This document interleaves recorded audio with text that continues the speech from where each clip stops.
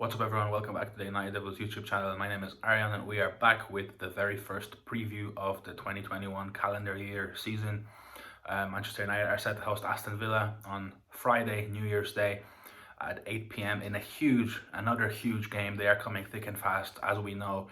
That December/January schedule is always grueling, unforgiving. Fixtures are coming thick and fast, and it's no different, if not worse, this season due to, of course, the climate that we are living in with COVID and the fixture congestion, all of the catch up that needs to be done in other competitions.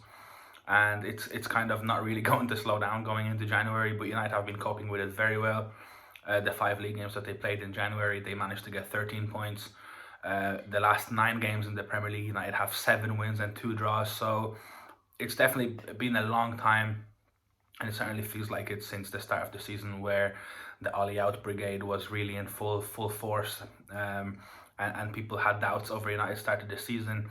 And I think context was really needed at that start, where United didn't have any preseason. They only had 1 preseason game. It was a very quick turnover from a disappointing end to the 2019-2020 season in August, when United ended up getting knocked out of the Europa League semi-finals. But now they're picking up some groove. They're picking up their groove. They're looking better. They're playing good football. They're winning games. That Wolves win in the 94th minute showed that they didn't really have their best of days, and that's understandable with the big pile up of fixtures and everything, with the fatigue.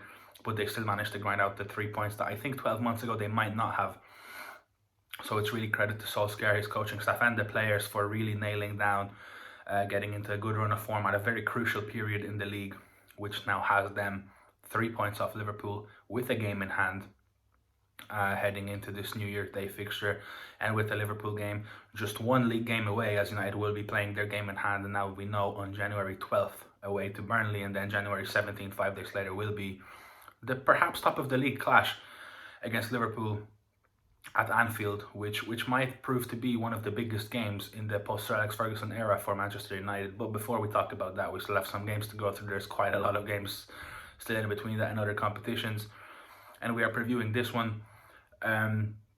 Villa are looking very good this season. They've been going away to big teams and hosting them at their own pitch, and really going head to head with them after investing their money very well after just about staying up last season. So it's definitely not going to be one of those games, as maybe in the past people would have thought that if you play Villa at home, it's maybe a bit of a gimme because they're in a relegation battle.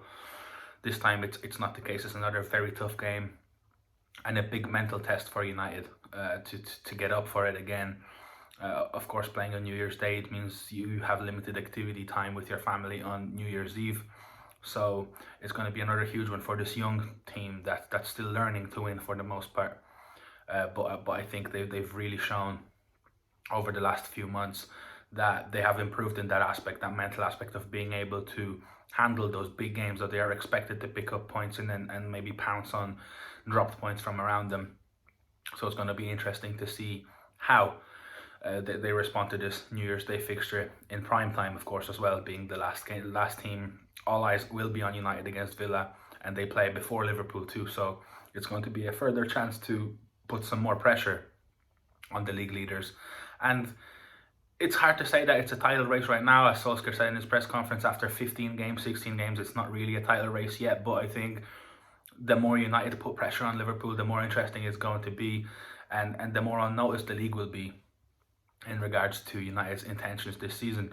Looking at my predicted 11, I think pretty much everybody is fit, other than Victor Lindelof might not be available because of that injury that Eric Bailly had to substitute in for him against Wolves. But Eric Bailly did fantastically. I would assume Eric Bailly will not be playing again because he has started 3 games in a row now, which is, of course, for him quite a lot. And you have to manage your players with injuries and all that stuff.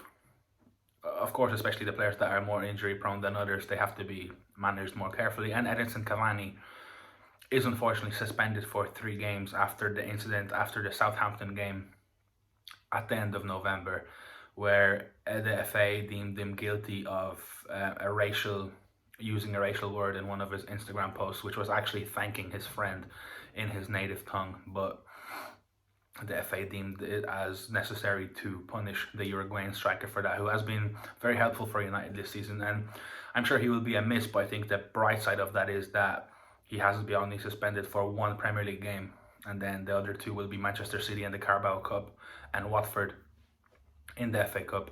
So I think it's manageable, and it doesn't really hurt United's title aspirations that are surely emerging at this point. So going into my 11, I think David De Gea will retain this spot. I think this game, it could be a good one for Dean Henderson to get a game and get his debut and Old Trafford under his belt. But I think the magnitude of the games coming up now, especially as you get closer and closer to that 20-25 game mark in the league where the title race might start getting serious if United are keeping up and still winning games. It allows you less maneuver for rotation in the league because you have to prioritize something, and I think David De Gea will retain this spot after keeping a very good clean sheet against Wolves, which contributed heavily to United getting all the 3 points. In the back line, I think if Lindelof is not available, Axel Tuanzebe will slot in next to Harry Maguire to play against his former club that he was out on loan at for 2 years.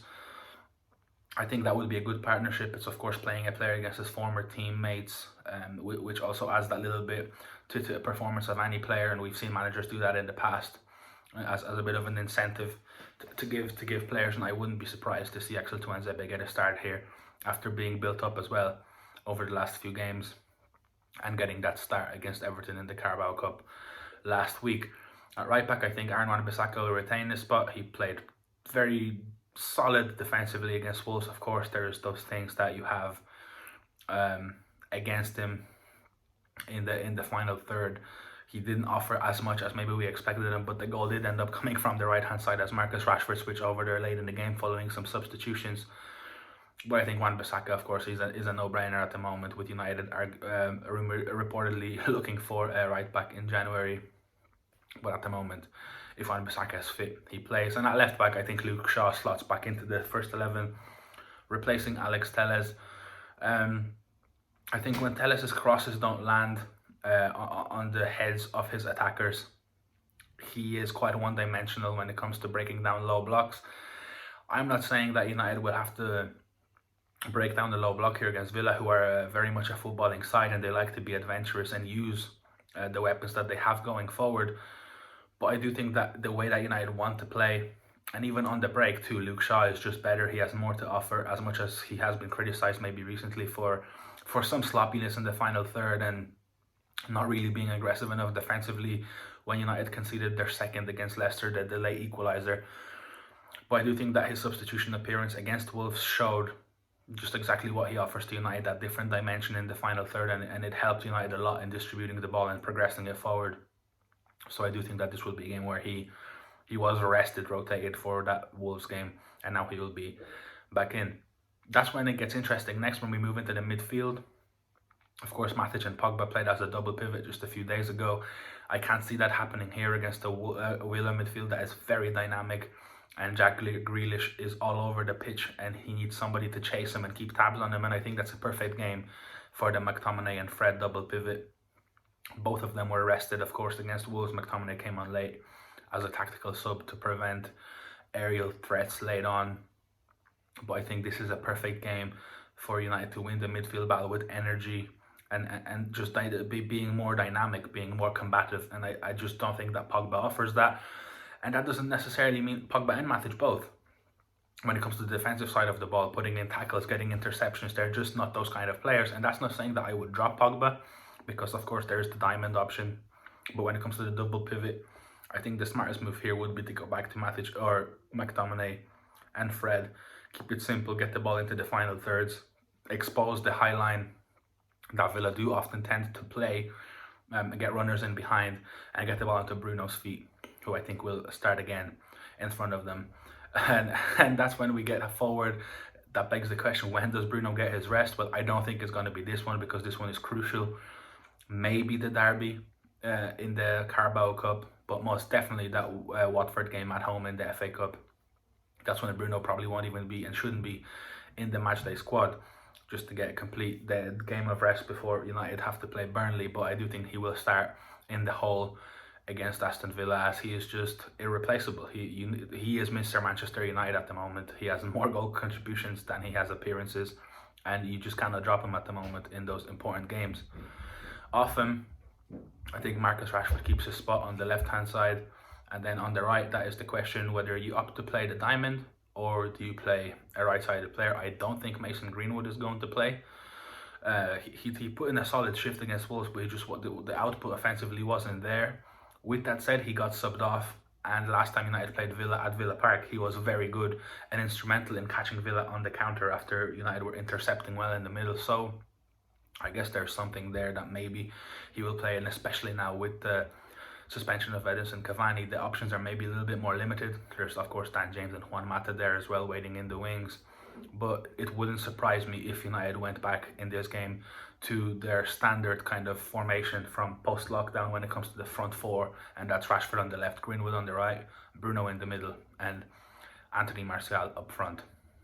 That's my predicted 11, so to go over it again: De Gea in goal, Wan-Bissaka, Tuanzebe, Maguire and Shaw at the back, McFred, the double pivot midfield, and then Rashford, Bruno, Greenwood and Anthony Martial to cause all sorts of problems, as we know they can, and hopefully get another huge 3 points for United in the build up to that big clash at Anfield on the 17th of January.